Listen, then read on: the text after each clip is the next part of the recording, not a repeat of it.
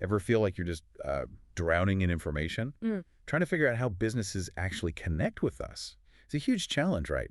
Especially with something like public relations. It's often misunderstood. definitely. People hear PR and immediately think spin. Exactly. B- Like today we're going deep. We'll see. It's way more than that. It's about connection, building things up, and honestly handling some really tough spots. Okay. So yeah, today we're taking a deep dive into effective public relations. We're looking at how businesses plan campaigns shape their image. And crucially, how they handle those curveballs, those unexpected crises that, well, they happen. That's right. And we're drawing our insights from crafting effective public relations, campaigns, crises, and connection. It gives a really solid framework for the strategies involved. So by the end of this, you, the listener, should have a much clearer picture of how companies build their rep, protect it, especially when the pressure's on. Okay, awesome. Let's unpack this. Hashtag 1. The art of planned public relations campaigns. Mm. So when a company wants to, actively manage its image or hit a specific goal, where does that start? Is it just shouting into the void, or is there a proper first step for these planned campaigns? Oh, it absolutely has to start with strategy. The core idea really is setting clear objectives first. Our source lays out 5 main stages. First, establish those objectives, then figure out your intended publics, who are you talking to. Right. Third, develop the actual PR strategies and tactics. Fourth is implementation doing it. And fifth, you got to evaluate the results. Right. Did it work? Makes sense. A clear path. Yeah, though, the details can shift a bit. Depends on the company's resources, their product, who they're trying to reach. Okay, let's dig into stage 1 then. Establishing objectives. Sounds simple, but I bet it's easy to mess up. What makes a good PR objective? And this SMART thing, why is that so important? What if you just kind of wing it? Great question. Because, yeah, this is where things can go off the rails early on. SMART, it stands for specific, measurable, attainable, relevant, and time-bound. If you skip this, you end up with vague hopes, not targets. You won't know what success even looks like, let alone if you achieved it. Oh.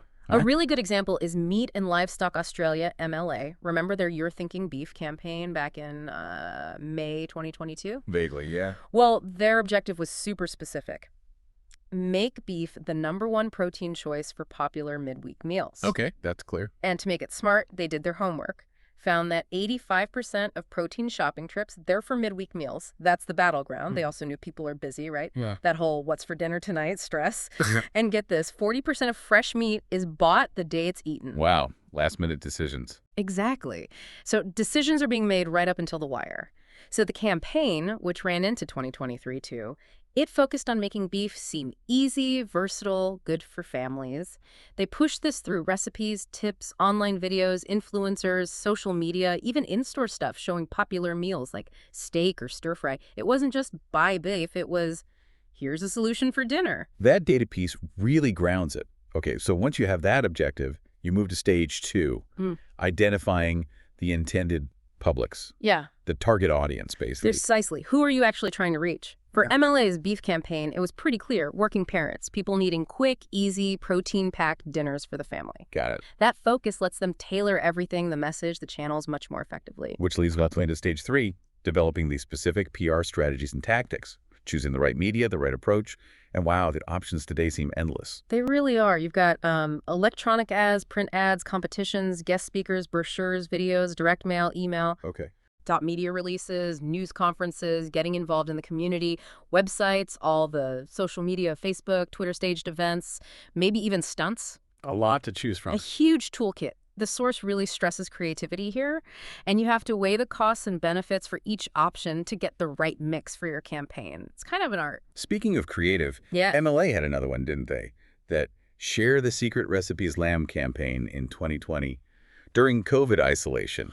That felt really smart. Oh, it was brilliant. Really tapped into the moment. It featured older Australians, from different backgrounds, teaching younger folks lamb recipes over video calls. Nice. And they weren't just sharing recipes, but the stories behind them. It ran for 4 weeks, popped up on social media, on-demand TV. It was a clever way to give people recipe ideas when they were searching online. They even had Chef Dan Hong share his recipe in a TV spot. Oh, yeah. And used the hashtag #ShareTheLamb to get people involved, uploading their own stuff. It perfectly blended relevance, people stuck at home, cooking more with engaging, sort of heartwarming content. Okay, so you've got your objectives, your audience, your tactics. Stage 4 is implementation, making it happen. This is where the action plan comes in, right? Keeping all the pieces moving together. Absolutely critical. The action plan is your roadmap. For MLA, their PR manager would create a detailed plan. It would schedule everything, assign who does what, list media contacts, map out event dates on a calendar. Then this plan goes out to everyone involved, the PR team, marketing, execs, keeps everyone aligned. Essential for smooth execution. Yeah, without it, even the best strategy can just, fizzle out. And then the moment of truth. Stage 5, evaluating the results. Did it actually work? How do you measure success in PR? Is it just sales? Well, success is always measured against those original SMART objectives you set way back at the start. Sales are often part of it, yeah? MLA has some great examples here, too. That 2016 Australia Day lamb ad, lamb sales jumped almost 37% in just 2 weeks. Wow, 37%. Huge. The video got over 5.5 million online views and generated like 1,274 media mentions, reaching a massive audience, over 400 million people cumulatively. Incredible reach. And what's really interesting, some of their Australia Day ads have been controversial over the years. Right? I remember some of those. But the source suggests that controversy might have actually kind of helped their success. How so? Seems counterintuitive. Well, controversy gets attention, doesn't it? It sparks debate, keeps the brand talked about. Sure, it might annoy some people, but it can also create a really strong, memorable identity that connects deeply with others. Interesting take. So, not always about pleasing everyone. Sometimes, yeah. It's about intense engagement, even if it means being a bit polarizing. Another example, their 2019 Summer Lamb campaign saw sales up 12% over 5 weeks. These results, they really show the impact PR can have. #TechTech2, navigating crisis public relations. Okay, so that's the plan side, building things up. But what happens when it all goes wrong? Let's shift gears to crisis PR. This is about those unexpected things, workplace accidents, dodgy employees, unsafe products that create terrible publicity and threaten the whole business's reputation. Exactly. And look, prevention is always best, right? Good risk management, quality control. But you can't prevent everything. The absolute key thing here is being proactive, not reactive. It's far better to initiate the response yourself. And that means you need a crisis communication plan before disaster strikes. You can't build the lifeboat while the ship is sinking. Precisely. Yeah. Trying to figure out your strategy mid-crisis, that's just asking for trouble. So when a crisis does hit, the source says there are 2 main priorities. First, get it under control, limit the damage. Second, deal with that intense media and public attention. But isn't there a conflict there? You need to act fast, but you also need to get the facts right. How do you handle that pressure cooker without making it worse? That is the central challenge, isn't it? And it's why that plan is so vital. It helps you navigate both. There are about 10 common elements any decent crisis plan should cover. First, know your target publics, especially the media. Second, communicate essential info openly, honestly, to everyone affected. Definitely avoid no comment. And crucially, keep your own employees in the loop so they don't hear things first from the news. Good point. Third, get the facts. Check them. Investigate thoroughly. Fourth, respond as quickly as you can, but balance speed with thoughtfulness. That's your point. It's about being first with the verified facts you do have, not waiting until you know absolutely everything. Right. Incremental updates, maybe. Exactly. Fifth, be ready for the basic questions. What happened? Where? When? Why? Who's affected? Thinking about these ahead of time helps. Sixth, use official channels, press releases, conferences for updates, no off-the-record stuff. Seventh, have a clear chain of command. Who makes the decisions? Crucial. Eighth, set up a crisis team with a designated spokesperson, someone who communicates well and knows the issues.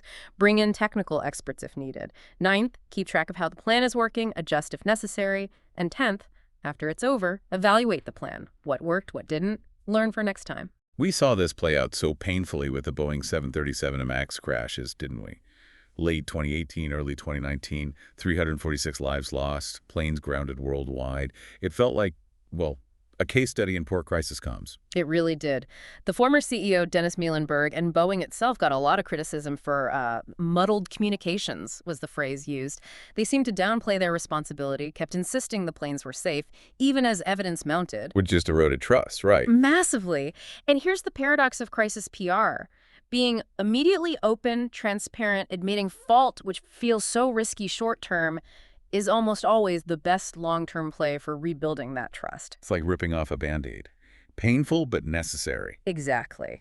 Many experts felt a more upfront, honest approach from the start would have helped Boeing manage the fallout much better. It really brings home that quote, people don't really care how much you know until they know how much you care. Mark McKnight said that. Absolutely nails it. And that ties right into today's world, where consumers expect businesses to be socially responsible. It's baked into brand image now. We even saw a small but kind of telling example with Cristiano Ronaldo and Coca-Cola in 2021. Remember he moved the Coke bottles at that press Oh, conference? yeah. Went viral. It did. And it just highlighted the risk brands take linking with huge stars. One action can totally undercut your message. Coca-Cola could only really say, well, everyone's entitled to their drink preferences, shows how little control you sometimes have. Okay, so let's pull this all together. Whether it's that careful planning or the rapid crisis response, successful PR seems to be about building and keeping a positive relationship with customers.